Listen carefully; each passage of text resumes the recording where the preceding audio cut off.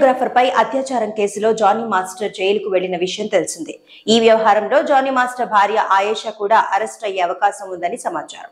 ఆయేషా తనపై దాడి చేసిందని అత్యాచార బాధితురాలు తన ఫిర్యాదులో పేర్కొంది. దీనిపై మరో కేసు నమోదు చేసి ఆయేషాతో పాటు మరో ఇద్దరిని నిందితులుగా చేర్చాలని పోలీసులు నిర్ణయించినట్టు తెలుస్తోంది. అదే జరిగితే ఆయేషాను అరెస్ట్ చేయడం ఖాయమని న్యాయవర్గాలు చెబుతున్నాయి. జానీ మాస్టర్ అత్యాచారానికి పాల్పడిన సమయంలో బాధితురాలి వయస్సు 19 సంవత్సరాలని తేలడంతో పోలీసులు ఫోక్సో చట్టం కింద కేసు నమోదు చేశారు. గోవాలో ఆయనను అరెస్ట్ చేసిన పోలీసులు చెంచల్గూడ జైలుకు తరలించారు. శనివారం ఉపరవల్లి కోర్టులో జానీ మాస్టర్ ని కస్టడీకి కోరుతూ నార్సింగ్ పోలీసులు పిటిషన్ వేయనున్నారు. 10 రోజుల పాటు కస్టడీకి కోరే అవకాశం ఉంది. రిమాండ్ రిపోర్ట్ తో పాటు లేడీ కొరియోగ్రాఫర్ ఇచ్చిన 40 పేజీల ఫిర్యాదులోని కీలక అంశాలను పోలీసులు పరిశీలిస్తున్నారు.